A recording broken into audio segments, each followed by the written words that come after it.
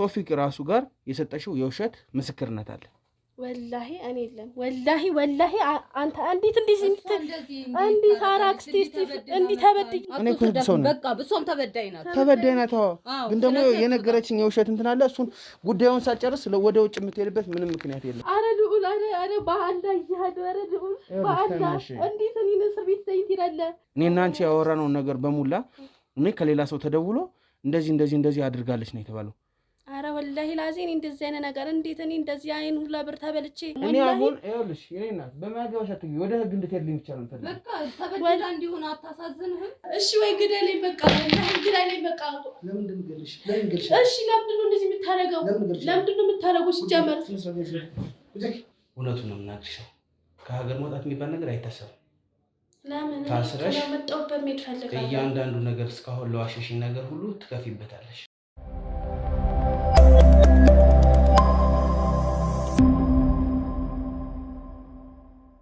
ሰላም ጤና ይስጥልኝ። የተወዳችሁና የተከበራችሁ ውድ የልዑል ሚዲያ ቤተሰቦች እንደምን አላችሁ? እኔ ልዑል ነኝ። እንግዲህ ትላንት ባያችሁት መሰረት እንግዲህ ወይዘሪት ነጃት ትንሽ ያልተጠበቀ ነገር አድርጋ ነው የተገኘችው። እንዳያችሁት ትናንት ተበደልኩ ብላ እንደዛ የነበረችው ልጅ ትክክል ያልሆነ መረጃ ሰጣ እኛንም ችግር ውስጥ ከታናለች ማለት ነው። ብቻ ምን እንደምላችሁ አላውቅም። ትልቅ ችግር ውስጥ ነው ያስገባችኝ። እኔንም አሁን ሰፈሯ ነው ያለሁት። እንግዲህ ለምን እንደዚህ አይነት ችግር ውስጥ እንዳስገባችኝ ለምን እንደዚህ አይነት ርቀት መንገድ እንደሄደች እኔ ግራ ነው የገባኝ። እኛ በቅንነት ነው ስራችን የምንሰራው እንግዲህ እንደምታውቁት። ግን ደግሞ እኔን ሪስክ ውስጥ የሚጥል ወይም ደግሞ የኔን ማስረጃዎችም ለሌላ ሰው አሳልፋ ሰጥታለች። ተጨማሪ ነገር እሱም ብቻ ሳይሆን ስለ ልጁም ልክ ያልሆኑ መረጃዎችንም ሰጥታ ነው የተገኘችው ማለት ነው። ብቻ በዋነኝነት ለምን ይሄን እንዳደረገች ገብተን እንጠይቃታለን። ታዲያ ተመልካቾች እንደተለመደው ላይክ፣ ኮሜንት፣ ሼር በማድረግ እገዛችሁን እንድታሳዩኝ እፈልጋለሁ ከሁል ጊዜውም በፊት። ምክንያቱም ይሄ ለእኔም ስራ ትንሽ ሪስክ ውስጥ የሚያስገባ ነገር ስለሆነ፣ ስለዚህ እኔን እንደምትወድኝ ደግሞ ላይክ፣ ኮሜንት፣ ሼር እያደረጋችሁ ለብዙ ሰው አዳርሳችሁልኝ ይሄ ቪዲዮ ቫይራል እንዲወጣ እፈልጋለሁ። ለመጀመሪያ ጊዜ ነው እንግዲህ እንደዚህ አይነት ነገር ሲያጋጥመኝ። ሰው ሪስክ ውስጥ እኔን የሚያስገባ ስራ ሲያሰራ ለመጀመሪያ ጊዜ ነው። እውነት ነው የምላችሁ፣ በጣም አዝኛለሁ። ብቻ እስቲ እንግባና እዛው ሰፈሩ አካባቢ ነው ያለ ነው። ለምን ይሄን እንዳደረገች አብረን ጠይቀናት ምን ሰማ ይሆናል። ተከተሉ።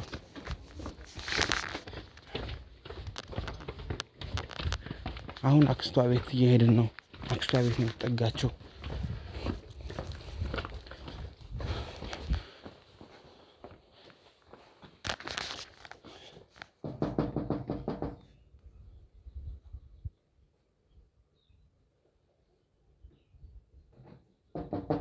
እዚህ ቤት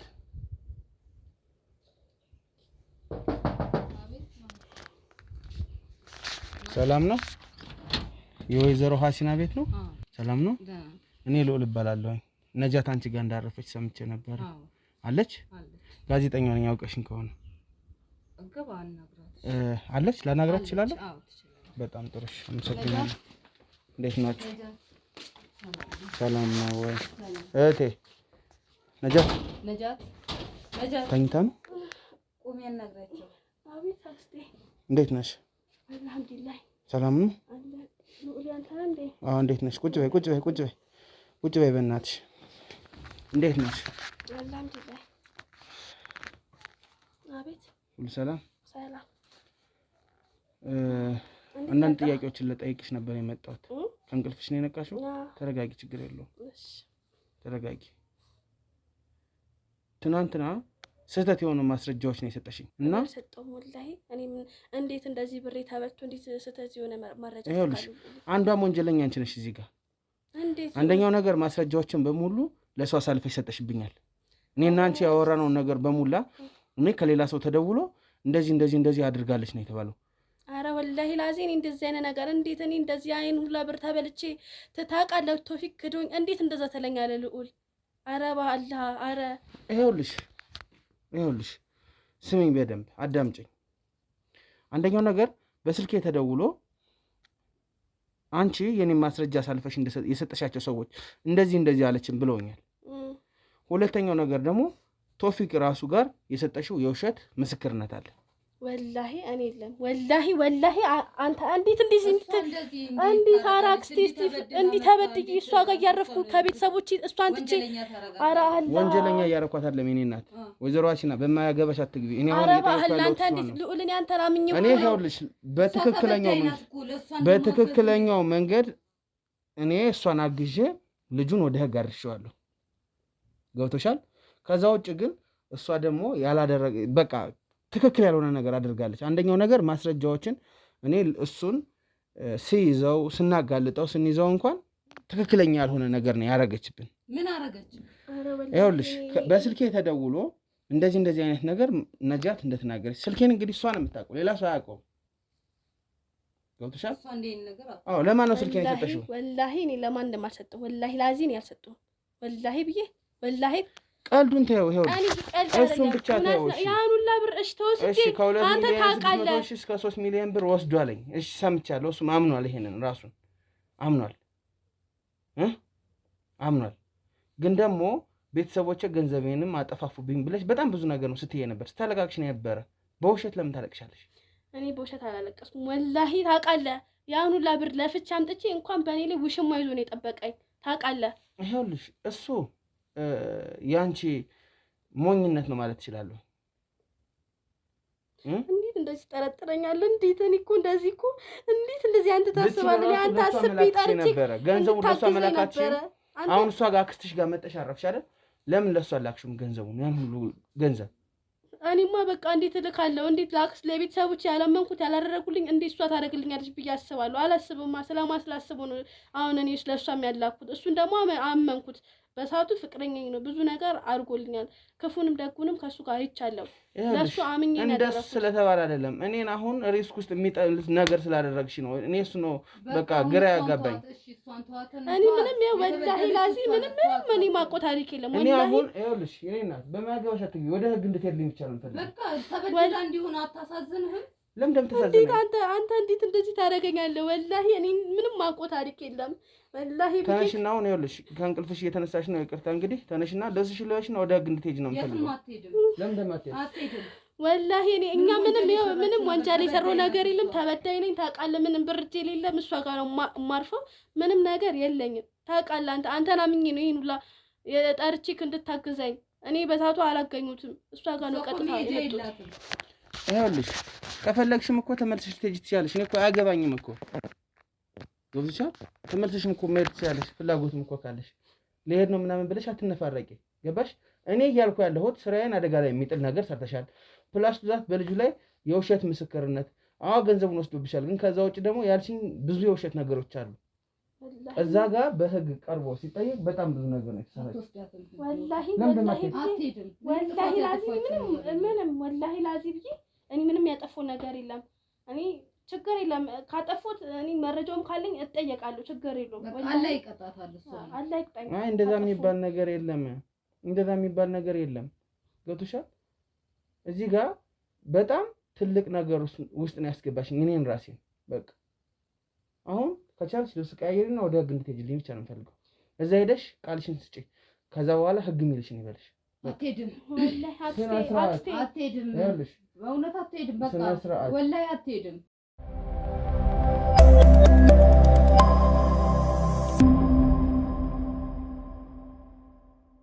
ካልሆነ እኔ አንቄ ነው የምወስድሽ ኧረ ወላሂ ላዚ ብያለሁ ኧረ እኔ አንድም አምኜህ ነው የጠራሁት አንድም ደግሞ ታውቃለህ እንደተበደልኩ ምንም ነገር የለም እጄ ላይ ታውቃለህ ምንም ነገር የለም በሻጭ መሀል ያበዛል አሉ መሀል ስላበዛሽ አይደለም እዚህ ጋር ገብቶሻል ወይም ስላለቀስ ያለ ማምንሽ እንዴት አምኜህ እንደዚህ እኔ እንደዚህ ተጠረጥረኛለህ እንዴት እኔ አምኜህ እኮ ነው ወላሂ እኔ ሌላ ሰው ነው አምኜህ ልብስ ቀይሪ ከፈለግሽ በር ላይ እንጠብቅ ኧረ ልዑል ኧረ በአላህ ይያድ ኧረ ልዑል በአላህ እንዴት እኔ እስር ቤት ተይኝ ትላለህ እንዴት አክስቴ ዝምት ያለሽ እሷ ምን ታርግሽ ያንቺ ጉዳይ እኮ ነው ምን አስለቀሰሽ እንዴት ተራደረክሽ ምን አስለቀሰሽ እኔ አላደረኩም ግን እንዴት አንተ እንደዚህ ነው ሲጀመር ከሀገር ልትወጪ ነው እኮ እንደዚህ ያስደረገሽ ነው የማኑ አስነክተሽ እኮ ከሀገር ልትወጪ እኮ ነው ፕሮሰሱን እኮ ጀምረሻል ሰምቻለሁ እና እዚህ ትበደል እንዴ ቆይ ትበደል ነው የምታውቃለህ ያሉላ ብር ተበድርቂ እንኳን እንትን አላልኩም እኔ በቃ እንትን ብያለሁ እኔ በቃ በዚህ ሀገር ውስጥ ተበድያለሁ ታውቃለህ እኔ አምኜክ ነው ፈልገሽ እኮ ነው የላክሽው ገንዘቡን ፈልገሽ እኮ ነው የላክሽው ለኔ እኮ አይደለም የላክሽው። እሱማ ፈልጌ ነው ፈልገሽ እኮ የላክሽለት። በሰዓቱ ፍቅረኛ ነው ማረጎ ሳጣን ያደረኩለት። አሁን ግን በድሉኛል። ውሽማ አስረግዞኝ ይጠበቀኝ በቃ እኔ አምኜ ቀርፋፋነት ነው እኮ ይሄን ያስደረገው። አምኜ ባረኩ እንዴት እስር ቤት ትለኛለህ? እንዴት አንቺ ስላለቀሽ ማንም መማርም ልብስሽን ልበሽና ቀጥይ። በቃ ሌላ የተለየ ነገር የለም። ልብስሽን በቃ ያልሽ እኔ ነኝ ያልሽ የምትወጣልሽ ነው የሚባል ነገር የለም። ስነ ስርዓት ያዥ እሺ። ቁጭ በይ አርፈሽ። ካልሆነ አንቺንም ነድቼ ነው የምወስድሽ። ልብስሽን ቀይሪና ተለበይ። ወይም እንደዚህ የምትሄጂ ከሆነ የምትይዥውን ያዥና ቀጥ ብለሽ ወላሂ እኔ ህግ ይፍረዳ። ወላሂ እንዴት እንደዚህ ነገር ካለ ያዥ ቀጥ። እንዴት ትጠረጥረኛለህ? እንደዚህ የሚባል ነገር የለም። ይኸውልሽ እኔ እናት እዛው ቆይ ስነ ስርዓት ያዥ እዛው ቁጭ በይ። አትወስዳትም። ስነ ስርዓት አንቺ ይፍረዳ። ወላሂ ህግ አትወስዳትም። በህግ ሰው ነኝ እኔ እኮ ህግ ሰው ነኝ። በቃ ብሶም ተበዳይ ናት። ግን ደግሞ የነገረችኝ የውሸት እንትን አለ። እሱን ጉዳዩን ሳጨርስ ወደ ውጭ የምትሄድበት ምንም ምክንያት የለም። እንቺ ልበሽ ህግ ይፍረድ። እንግዲህ ምንም ማውቀው ነገር ልበሽና ቀጥይ። እንደዛ የሚባል ነገር የለም። እኔ አምኜህ ባደረክልኝ አላህን አመስግኝ። አንተ ደርሰህልኝ። አሁን እንደዚህ ነገር ሲፈጠር አሁን ይዘኝ ልበሽና ቀጥይ። ዝም ብለሽ ውሸታም። ታዲያ ጉዳዩን ሳጨርሽ ወደ ውጭ ሀገር ለመሄድ ፕሮሰስ ትጀምሪያለሽ? ታዲያ ማን ሊከስልሽ ነው? እኔ ከስሽ እሱን ላስይዝልሽ ነው? ራስሽ እኮ ነው መክሰስ ያለብሽ። ወንጀለኛው አንተ ነህ፣ እሱ አይደለችም። አሁን ስነ ስርዓት ያዥ። እኔ ወንጀለኛ አይደለሁም። እሱ አትወጣም። ስነ ስርዓት። እኔ ወንጀለኛ አይደለሁም። እኔ ቀጥይ። ስነ ስርዓት ያዥ። እኔ እናት ቁጭ በይ ዝም ብለሽ ና ተከተለኝ። ክፈችው በቀጥይ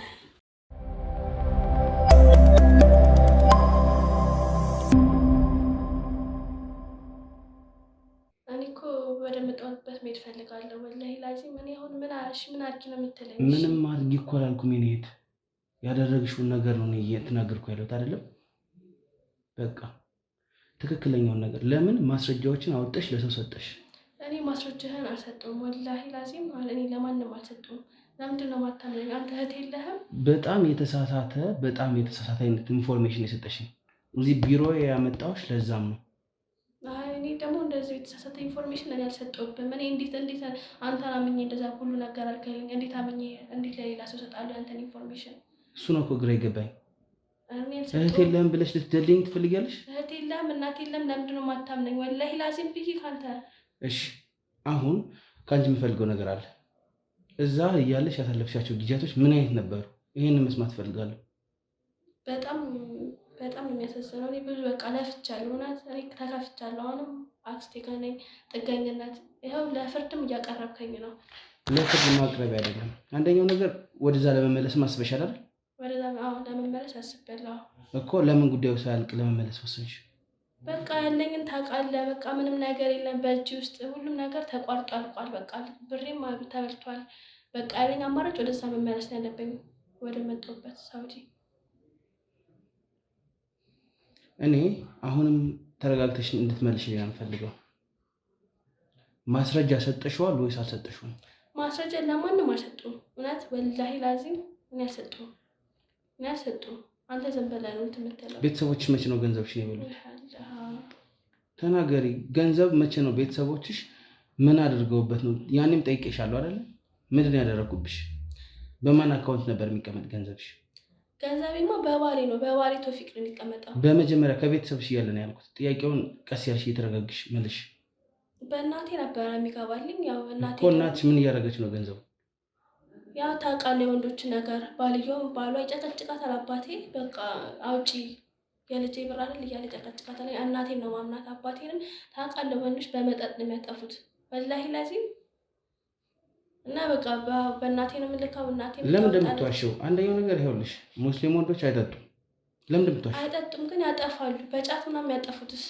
እሺ አይጠጡም ነው የሚባለው? የሚጠጣም አለ አውቃለሁ።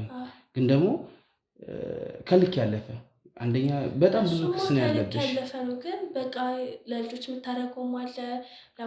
ስንት ዓመትሽ ነው አሁን? እኔማ ውጭ ሀገር ከቆየሁ የራስሽ እድሜ ነው ያልኩት። እድሜ 24 በ20 ዓመትሽ ነው የሄድሽው? በ20 ዓመቴ ነው የሄድኩት። ነው ከቤት የወጣሽበት ነው 20 ዓመት እና ምኞ ነበረ። ከዛ በቃ ከ2 ዓመት በኋላ ለቶፊቅ መላክ ጀመርኩ። በቃ ስልክ ያው ብሬን አጠፋ። አብሮ አደግሽ ከሆነ እንዴት ገንዘቡን አጠፋብሽ? ያው በቃ ነው ዓለም አምኗለሁ። ፍቅረኛዬ ነው። ብዙ ምንም ቢሆን ክፉንም ደጉንም አይቼበታለሁ፣ አምኗለሁ። ለምን በቃ ከሱ ጋር ብዙ ነገር ስላየው ያው አይሳሳቱም አይባልም፣ ወንዶች ይሳሳታሉ። ግን አሁን ያንቺ አማራጭ ምን እንደሆነ ልንገርሽ። እዛ አትሄጂም ነው ተመልሰሽ መሄድ አትችይም። ከሀገር መውጣት ማትችይም። እውነቱን ነው የምናግርሽ። ከሀገር መውጣት የሚባል ነገር አይታሰብም። ለምን ታስረሽ መጣሁበት መሄድ ፈልጋለሁ። እያንዳንዱ ነገር እስካሁን ለዋሸሽኝ ነገር ሁሉ ትከፊበታለሽ። እሺ እሱን ህግ አረባ አለ። አንተ ምንድነው አርኪ የምትለኝ? ቆይ አንተ እናት የለም እህት የለም ምን አርኪ ነው የምትለኝ? ይኸውልሽ እናትና እህት አለኝ። በቃ እኔ እሺ ምን አርኪ ነው የምትለኝ? እኔ ያንተ ማስረጃ ለማንም አልሰጠሁም። በቃ ለማንም እንትን ለህግም አላቀረብኩም። አንተ ዝም ብለህ ነው የምነዘንዘኝ። እኔ በይሰት ተከፍቻለሁ ታውቃለህ። ሁሉ ነገሬን አሳልፌ ሁሉ ነገሬን አሳልፌ ሰጥቻለሁ። ግን አንተ አሁን በይሰት በቃ እንዴት ነው እየከፋኝ እያወቅህ አሁን እንትን እያልከኝ ነው። ከዚህ በኋላ ማለት ነው ምንም ልመና ምንም እንትን አያስፈልገውም። ኧረ በአላህ አንቺ በእስር ቤት ነው መቆየት ያለብሽ። ምን አደረኩሽ? ምን አድርጊ ነው የምትለኝ? ከዚህ በላይ ምን ታደርጊያለሽ? ከዚህ በላይ እሺ እኔ እኮ ማስረጃዎችን ለማንም አልሰጠሁም። አንቺ ለመሄድ ስትወስኝ ለእኔ አሳውቀሽኛል ወይ? ለአንቺ ስራ አይደለ እየለፋሁ ያለሁት? ለእኔ ስራ ነው የምንለፈው። አላህ ይስጥህ። ግን ማለት እኔ በቃ ያለኝ አማራጭ ደግሞ ለአንተ በደወል ማሳወቅ ነበረብኝ። ምክንያቱም እዚህ ጋር ክፉም ደጉንም ነግሬሃለሁ። አገናኝተኸኛል። ባሌንም የከዳኝ ባሌንም አገናኝተኸኛል። እሱማ እኮ ታሰራ አይተሻል ባይነሽ። አይቼዋለሁ። ግን በቃ አሁን ደግሞ ያለኝ አማራጭ ወደዚህ ወደዛ ሳይሆን ሀገሬ ወደ መጣሁበት ቤተሰብሽ ሳታይ ነው ወደ ውጭ የምትመለሺው? በቃ ለእነሱ መናገር አልፈልግም። በቃ ያለኝ አማራጭ ወደዛ ነው። እኔ ምንም ብር የለኝም። ምን እራሱ ላስረዳችሁም አልችልም። ስለዚህ አንቺ እዛው ማረፊያ ቤት ቆይ፣ መጥቶ ይጠይቁሽ። አትነፋረቂ። ስለትነፋረቅሽ አይደለም። በላህ ላዝኪ አንተ ለምንድን ነው የማታምነኝ? ለምን ታደርገኛለህ? ለምን እኔ ምን አደረኩ? አምኜህ ለአንተ ሁሉም ነገር ስለነገርኩ ታውቃለህ። 4 ዓመት ሙሉ እንደዚህ ለፍቼ ላኩለትን ለምንድን ነው እንደዚህ የምትለኝ? አንተ የተወለድኩበትን ቀን ተረገመ። ምን አልኪ ነው የምትለኝ? እኔ ታውቃለህ ውስጤ ሁላ ተጎድቷል። እንደ እሳት ነው የሚነዳው። ወላሂ አንተ አታምንም። እኔ ምንም የምታምነኝ አችልም። የምትረዳኝ አክስቴ ናት። እኔ ነኝ ጥፋተኛ። መጀመሪያ በፍቀኝ እሷን ከፈለኩ እኮ አምጥቼ ላስራት እችላለሁ። እሷ ምን አደረገች በእኔ ምክንያት? እኔ ነኝ እንጂ መታሰር አለብኝ። እሷ ምን አድርጋ ነው? እሷ ምንም አላደረገችም። ሲጀመር ስለተነፋረቅሽ ወጥሽ የምትሄጂ መስሎሽ ነው? ወላሂ ላዚም የምታመልጭ መስሎሽ ነው? ችግር የለውም። ህግም አላህ የሚፈርደው ይፍረድ። እንግዲህ ምንም የማደርገው ነገር የለም።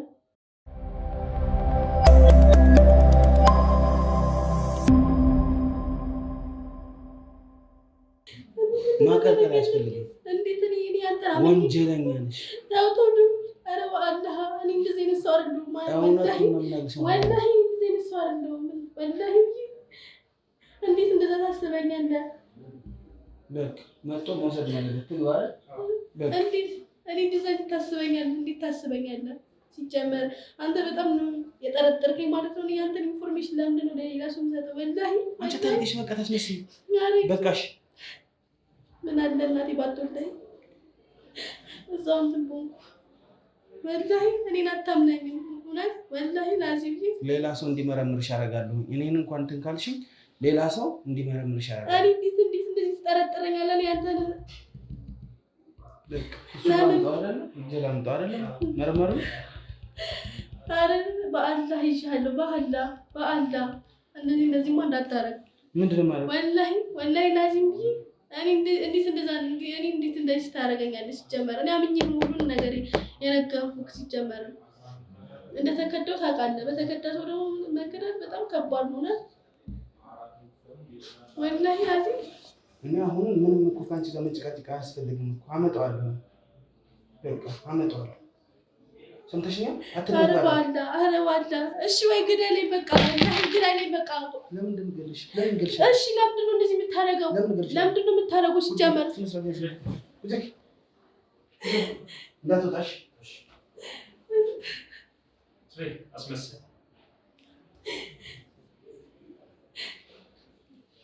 ግባ እባክህ ግባ።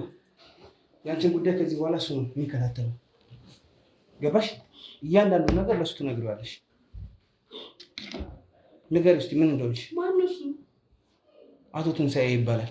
ንገሪው እስኪ። ነጃት መጀመሪያ ተረጋጊና እስኪ ረጋ ብለሻለሁ። ምንድን ነው የሆንሽው? ንገሪው እስኪ። መጀመሪያ ከአራት ዓመት በኋላ እንትን ነበረኝ፣ ፍቅረኛ ነበረኝ። ከዛ መጀመሪያ ለቤተሰቦቼ ነበር የምልከው። ከዛ በቃ ቤተሰቦቼ ብሬን እያጠፉብኝ ስቸገር ከዛ ለባሌ ለፍቅረኛ መላክ ጀመርኩ። አልተጋባንም፣ ለፍቅረኛ አልተጋባንም። በቃ ስልክለት ብሬን አጠፋ፣ ውሽማ ይዘብኝ፣ አስረገዘብኝ። በቃ ያለኝ አማራጭ ደግሞ በቃ አሁን ተመልሼ ወደ ሀገር ልወጣ ነው። እሱም የኛ ፕሮግራም እከታተል ነበረ።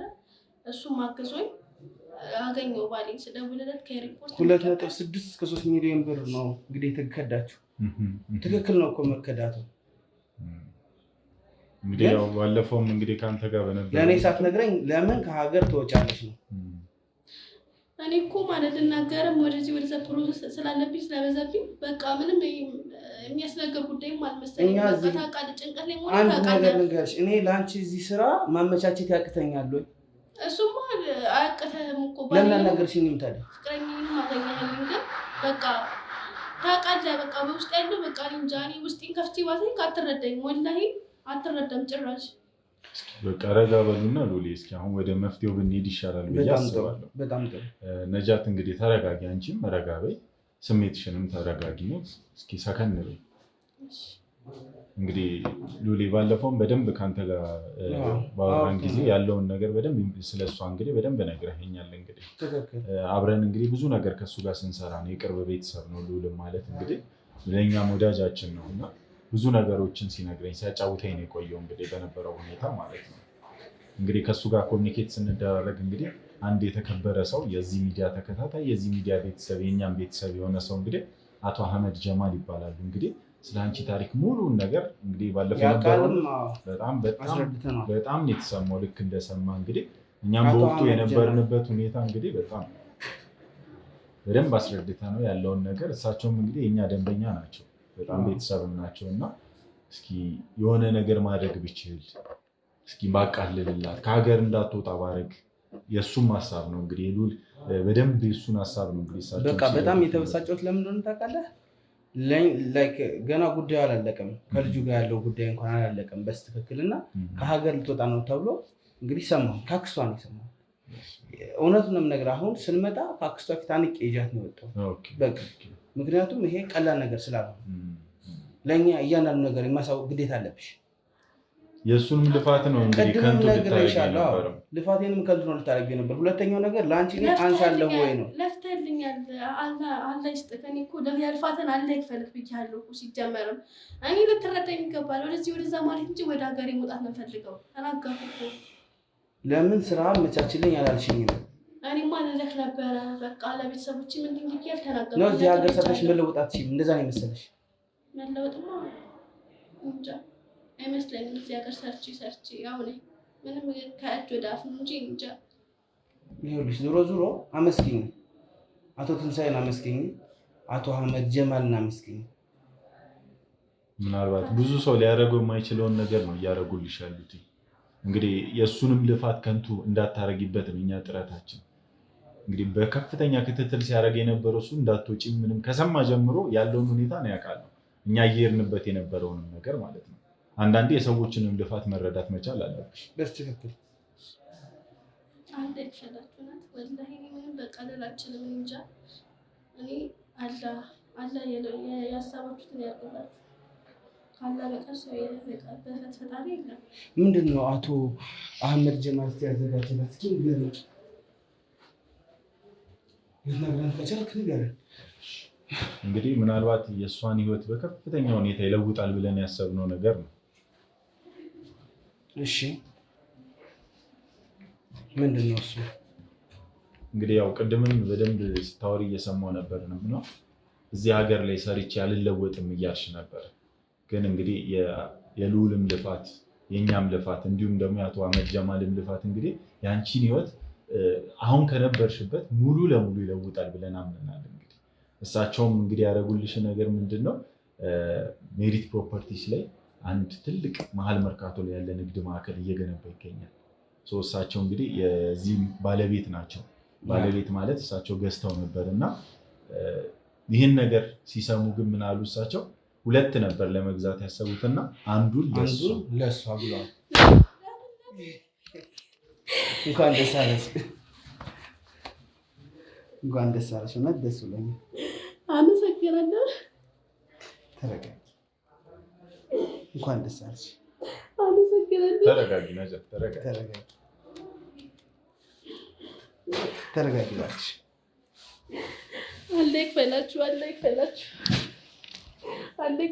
ነታላ አረፍ ቁጭ። ለአንቺ በጣም ደስ ብሎኛል።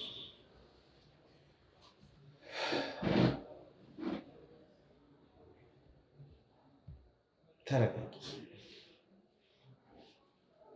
አቶ ትንሳኤ በጣም ነው አመሰግነው። እውነት ለመናገር እዚህ ነገር ላይ በጣም ትልቁን አስተዋጽኦ ስታደርጊ ነበርከው አንተ ነበርክ። ከኔ ያው አብረን ነው ሁሉንም ነገር በእርግጥም ግን ደግሞ በጣም ነው የማመሰግነው። አቶ አህመድ ጀማልም ቢሆን እግዚአብሔር ያክብራቸው። አዎ ካለ ላይ ይጨምርላቸው። ያው ፈጣሪ መልካም ለሚሰሩት ሁሉ ካለው ላይ ሁሉ ጊዜም ላለው ይጨምርለታል። መልካም ለሚሰራ ያው መልካም ካልሰራ ደግሞ ይቀነስበታል። ምንም ጥርጣሬ የለውም። እንግዲህ ይሄ የመጀመሪያው ነገር ነው። እንግዲህ በጣም እሳቸው በሩን ከፍተዋል። እንግዲህ ምናልባት በዚሁ አጋጣሚ ሰፋ ያለውንም ነገር ልናገር እና ለእሷም እንግዲህ ምናልባት ያንተም ተመልካቾች እንግዲህ ያግዟታል ብዬ አስባለሁ። በደንብ ገና የሚያስፈልጋት ቤት ተከራይታ መኖር አለባት። ሱቆቹ ያለቁ ናቸው ያላለቁ ናቸው። ስለዚህም ኢንፎርሜሽን እንድትሰጠን እንፈልጋለን። ምክንያቱም አልቀውም ከሆነ ቀጥታ ወደ ስራ ነው። ለእሷም ብዙ ነገር ያስፈልጋታል። ቤት ኪራይ ያስፈልጋታል። እስከዛ መኖሪያ፣ የቤት እቃዎች ብዙ ነገር ያስፈልጋታል እና እስኪ ስለ ሱቆቹ አንዳንድ ነገር ንገረን። እንግዲህ ሜሪት ከዚህ በፊት እንግዲህ ይታወቃል። በተለይ ስፔሻሊ ደግሞ አራዳ ፓርክ ፊት ለፊት ላይ እየገነባ በነበረው የአፓርትመንት አማራጮች ላይ እንግዲህ ከተማውን በደንብ ተቆጣጠሩት ነበር። እንግዲህ ብዙዎችን የቤት ባለቤት ያደረግንበት ፕሮጀክታችን ነበር እና እዛ ላይ እንግዲህ የተወሰኑ የቀሩት የቤት አማራጮች አሉ። መሀል ፒያሳ ላይ ነው የሚገኘው። እንግዲህ ከአራዳ ፓርክ እና በፍሬንድሺፕ ፓርክ መካከል ላይ የሚገኝ G+24 የሆነ በጣም ዘመናዊ የሆነ አፓርትመንት ነው። እንግዲህ እዛ ላይ እንግዲህ የፋይናል ማጠቃለያ የሚባል ሽያጭ ነው ይዘን የመጣ ነው። አሁን ላይ ያላት ሽያጭ ፋይናል የመጨረሻው ነው። የተወሰኑ ቤቶች ብቻ ናቸው የቀሩ፣ ውስን ቤቶች ናቸው የቀሩን። በባለ 1 እና በባለ 2 መኝታ ብቻ ናቸው። እነዚህ ላይ እንግዲህ የሆነ ምንድነው ደንበኞቻችን አሁን ላይ ቶሎ መጥተው መወሰን ያለባቸው አማራጮች ናቸው።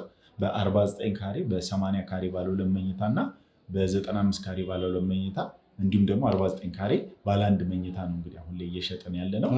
መኖሪያ ቤቶቹ ማለት ነው። እነዚህ መኖሪያ ቤቶች ላይ እንግዲህ እስከ 35% ነው ቅናሽ ያደረግነው። በጣም ደስ ይላል። ማህበረሰቡንም ተጠቃሚ የሚያደርግ ነው። አሁን ላይ በጣም ብዙ የቤት ችግር አለበት፣ የተለያየ አይነት ነገር አለበት እና አሁን ላይ ግንባታችን ምን ያክል ደርሷል? ያው እኔ በጣም ብዙ ጊዜ ተመልካቾች ይጠይቁኛል እንደዚህ አይነት ነገር የምታውቃቸው ትክክለኛ ሻጮች አሉ ወይ? ያው ማጭበርበሮች እንደበዙ ሁሉ ታማኝ ድርጅት ማግኘት በዚህ ሰዓት ከባድ ነው እና ከዛ አንጻር እስኪ ግልጽ የሆነ ነገር ምን ያክል ፐርሰንት ደርሰዋል? ሱቆቹ ምን ያክል ፐርሰንት ደርሰዋል? መኖሪያ ውስጥ ምን ያክል ፐርሰንት ደርሰዋል? እስኪ ንገረን። እንግዲህ አሁን ላይ ደግሞ ምናልባት ከአቶ አህመድ ጀማል ጋር የተገናኘንበት ፕሮጀክት እንግዲህ ሜሪት ኮሜርሻል ይባላል። መሀል ተክለ ሃይማኖት ላይ ነው። እንግዲህ እሷም እድለኛ የሚያደርጋት ነገር እንግዲህ መርካቶ ሙሉ ገበያው ባለበት ቦታ ነው ስራዋን እሷ የምትሰራው እንግዲህ ማለት ነው። ከተክለ ሃይማኖት ቤተክርስቲያን ወደ ጥቁር አንበሳ በሚወስደው ዋናው መንገድ ላይ ነው የሚያርፈው ይህ ኮሜርሻል። አጠቃላይ ወደ 6700 ካሬ ላይ ነው የሚያርፈው። G+4 ነው። 2 የቤዝመንቶች አሉት ሙሉ ለሙሉ ለመኪና ማቆሚያነት የሚሆን ማለት ነው። እስከ 4ኛ ድረስ ነው። አሁን ላይ ከግራውንድ እስከ 4ኛ ድረስ ነው ለሽያጭ የመጣ ነው። ምናልባት ለየት የሚያደርገው ነገር ይሄ ነገር ምንድነው? አንደኛ መርካቶ መሆኑ፣ ሁለተኛ የንግድ ማዕከል ነው መርካቶ። እንግዲህ የአፍሪካ ጀምሮ በስም ለራሱ የምናውቀው ነው። ሁሉም የክፍለ ሀገርም ብትል የአዲስ አበባም ሰው ብትል መርካቶ ላይ ነው እንግዲህ ምንም መጥቻ አላጣበት የሚለው ማለት ነው። እኛ ደግሞ መሀል መርካቶ ላይ ነው እንግዲህ የተገኘ ነው።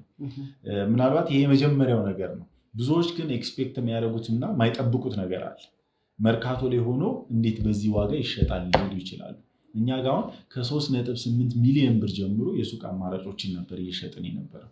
እንግዲህ አቶ አህመድ ጀማል የመጨረሻ የምትባለውን 11 ካሬ ሽያጭ እንግዲህ ለእሷን ያስመዘገቡላት። 11 ካሬ ነው። ጥሩ የምትፈልገውን ነገር መስራት ይችላል በደንብ የሚችል። ይህም ስለ 11 ካሬ ስል ግሮስ ካሬ አይደለም ኔት ካሬ ነው። ንጹህ ማለት ነው። የወለል ንጣፉ 11 ካሬ የሆነ ማለት ነው። እነዚህኛዋ እንግዲህ የመጨረሻ አጠናቀን እንግዲህ አሁን ላይ 22 ካሬ እና 32 ካሬ የሆኑ አማራጮችን ነው ለጥቂት ደንበኞች በታላቅ ቅናሽ ይዘን የመጣ ነው እንግዲህ ማለት ነው። በጣም ደስ የሚል ነገር ነው። እነዚህ 22 ካሬ የምንላቸው ከ4.6 ሚሊዮን ብር አማራጭ አለን። በ32 ካሬ ደግሞ ሲሆን እስከ 5,600,000 ብር ከፍሎ የሚረከቡበት አማራጭ አለ። ይህ ማለት በአንድ ዓመት ውስጥ ነው ተገንብቶ የሚያልቀው። እንዳልኩ ኔት ካሬ ነው። በዚህ አንድ ዓመት ውስጥ ግን በግንባታው ሂደት መሰረት ነው የሚከፍሉት። በግንባታው ሂደት መሰረት ሲከፍሉ ምንም አይነት የዶላር ሆነ የነዳጅ ጭማሪ የማይመለከታቸው።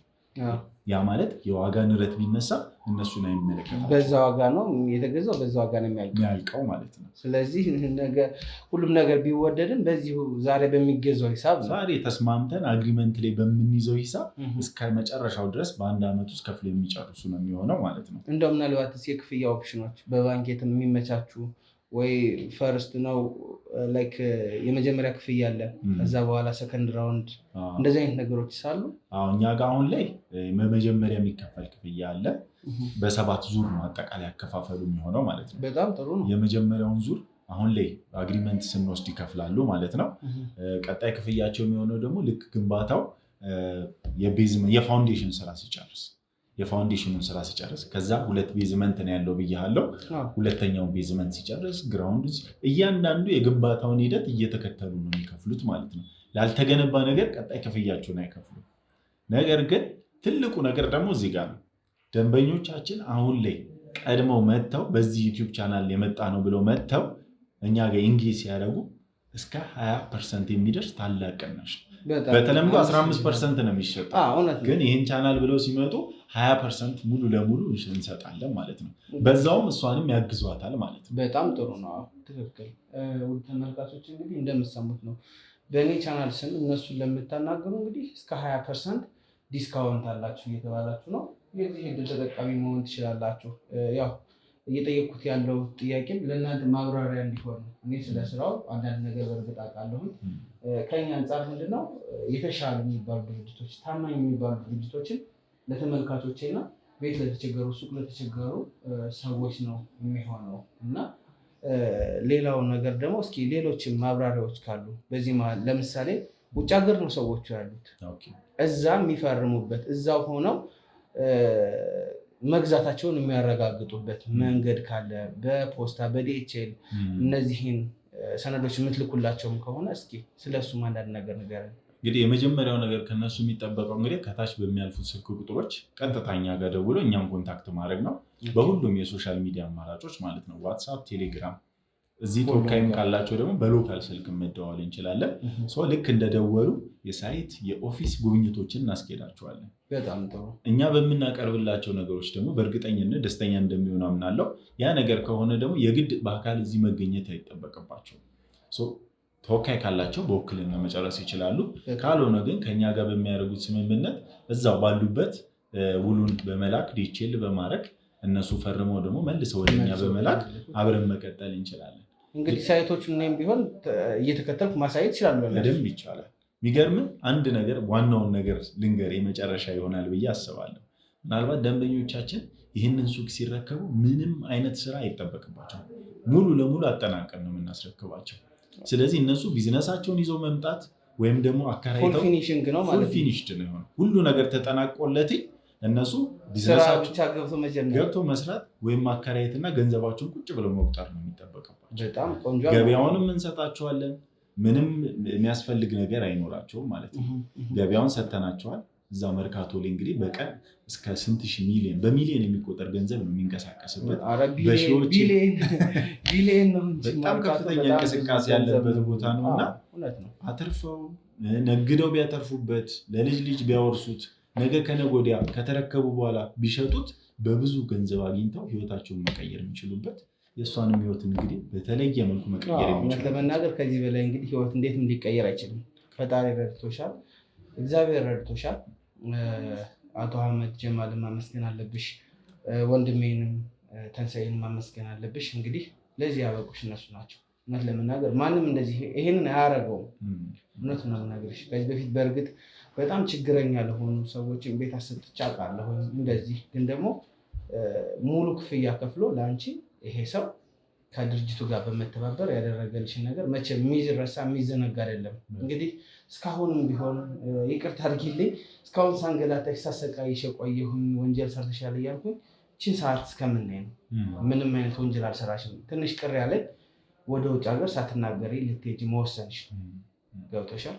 ከዛ ውጭ ቁጭ ብለሽ የልጁንም ጉዳይ ገንዘብሽ የሚመለስበት መንገድ ካለ በቃ ቤት እኛ እንከራያለን፣ እቃ ያስፈልግሻል። እነሱን ሁሉ የኔ ኃላፊነቶች ናቸው። እኔ ማለው ተመልካቾች ማሉ እንተጋገዛለን። ግን በዋነኝነት እዚህ ጋር ልልሽ የምፈልገው ነገር ምንድነው፣ ነገ ደግሞ ሰርተሽ ተለውጠሽ ሀገርሽንም የምታኮሪ ሴት እንድትሆኝ ነው የምፈልገው። እንዳልኩሽ ገንዘብሽንም ከመለሰ ይሄ ልጅ እዛ ንግድ የምትጀምሪበት ገንዘብ ይሆንሻል። እስከዚህ ድረስ ራቅ ብለሽ ማሰብ ትችላለሽ። ከዚህ በኋላ የስደት ህይወት ይበቃሻል። እውነት ለመናገር በጣም ነው ያዘው። የ3 ዓመት 4 ዓመት የአንዲት ህፃን ልጅ ወይም የትንሽ ሴት ልጅ እድሜ በጣም ከባድ ነው እና እዚህ ጋር ውላለ እንግዲህ መፈረም እሳቸው እንግዲህ ክፍያውን ጨርሰው ምን ብለዋል? ከእሷ የሚጠበቀው እንግዲህ እዚህ ላይ አሻሯን በማሳረፍ ባለቤትነቷን ማረጋገጥ መፈረም ማለት ነው የሚጠበቅባት። ይሄው እዚህ ጋር ገዢ የምትለዋለ ፊርማ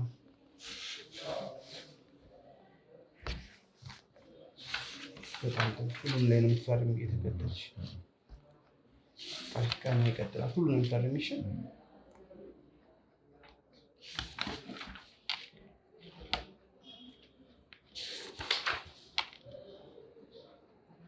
እንግዲህ ይሄ የበዓላችሁም ስጦታ ነው ለአንቺም የመጨረሻው ነች። እንግዲህ የበዓሉን ስጦታ ሽልሽ ያው በዓላችሁ ስለደረሰ ማለት ነው። ምንም ማለት ነው። እውነት የውስጤን አይቶችኛል። በቃ እውነት በቃ ልመለስ ነበር ረድቶኝ እና ከእናንተ ጋር ሆኜ እዚህ ደረጃ ላይ ደርሻለሁ።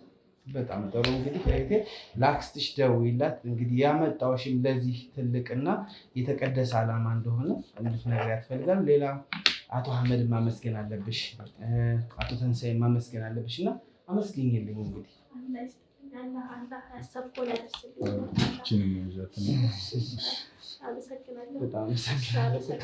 ያንተንም በጣም እናመሰግናለን። ወደፊት በጣም ብዙ ነገሮች አብረን እንደምንሰራ ተስፋ አለኝ። እንግዲህ ያው በጣም ለተደረገልኝ ነገር በጣም አመሰግናለሁ። ሰራተኞች ሁላችሁም ያደረጋችሁልኝ ትሪትመንቱ ብቻ ለእኔ ይበቃኛል። ለእኛ ያው በእኛ ስራ እንደዚህ ትርፋችን ሰው ነው። ሰው ማግኘት መልካም የሚባሉ ሰዎችን ስታገኝ በስራችን ለእኛ ትርፍ ነው እና እነዚህ ነገሮች በጣም ደስ ብለውኛል። እንግዲህ ሁሉ ተመልካቾች እንዳያችሁት ነጃትን ደስታ በደስታ አድርገናታል። ያው እስካሁን ሳደርግ የነበረው ነገር ሁሉ እሷ እንዳትጠራጠር፣ በእርግጥ ቅድም እንዳሉት ቅር ብሎኛል። ደግሞ አሁን ላይ የሆነው ነገር ሁሉ አስደስተኛል። ወደ ዋናው ነገር ስመጣ እንግዲህ በጣም ብዙዎቻችሁ በኢንቦክስ እየመጣችሁ ታወሩኛላችሁ። ቤት ልንገዛ ነበረ፣ ግን ታማኝ ሰው በየት በኩል እናገኛለን? ሱቆችን መግዛት እንፈልጋለን፣ ታማኞችን በየት በኩል እናገኛለን ስትሉ ነበረ። ትልቅ ድርጅት ነው፣ ስመጥር ድርጅት ነው። እንግዲህ ይሄ ድርጅት በእነሱ በኩል መምጣት ትችላላችሁ። ትልቁ ነገር ምንድነው እንግዲህ 20% ዲስካውንት አለ ከዋናው ገንዘብ ላይ ኔት 20% ዲስካውንት ወይም ደግሞ ቅናሽ አለ ማለት ነው። እኛም በእኔ ስም ወይም ደግሞ በነጃት ስም በነጃት ነው የመጣው ወይም በልዑል ነው የመጣው ደውላችሁ ከታች በሚቀመጠው ስልክ ቁጥር ከታች ስክሮል በሚያደርገው ስልክ ቁጥር ማለት ነው እንግዲህ እነሱ እነ ወንድሜ እና አቶ ትንሣኤ ማለት ነው ሁሉንም ትብብር ያደርጉላችኋል። ሁሉንም እንግዲህ ያው ከታች በሚቀመጠው ስልክ ቁጥር እየተከተላችሁ መደወል ትችላላችሁ ማለት ነው። ያው በዚሁ አጋጣሚ በጣም ሁላችሁንም ማመስገን እፈልጋለሁ። የዚህን ድርጅት ሰራተኞች በሙላ ማለት ነው ለሰጣችሁን ክብርን፣ ፍቅርን እስካሁን ይሄ ጉዳዩ ሰነዱ እስኪያልቅ እንግዲህ በጣም ነው የማመሰግን። አቶ አህመድ ጀማልንም እንግዲህ እዚህ ብትሆን ደስ ይለኝ ነበር፣ በስራ ምክንያት ነው እዚህ የሌለው። በጣም አመሰግናለሁ። ተመልካቾች እንግዲህ ይሄ ድል እንዳያመልጣችሁ ማለት እፈልጋለሁ። እንግዲህ ከእግዚአብሔር ጋር የለፋችሁበት ገንዘብ ፍሬ አፍርቶ ማየት እኛም እንፈልጋለን። በተለያየ ዓለም ያላችሁ እህት ወንድሞች፣ ከሀገር ውስጥም ያላችሁ ሰዎች እንግዲህ ታች በሚቀመጠው ስልክ ቁጥር እየደወላችሁ ብቻ የምትፈልጉትን ነገር በልዑል ስም ነው የመጣሁኝ፣ በነጃት ስም ነው የመጣሁኝ እያላችሁ ማዘዝ ትችላላችሁ ማለት ነው። ላይክ፣ ኮሜንት፣ ሼር እንዳይረሳ፣ ሰብስክራይብ እንዳይረሳ። እንግዲህ ቀጣይ በሌላ አዲስ ነገር እስከምንመጣ በያላችሁበት ሰላም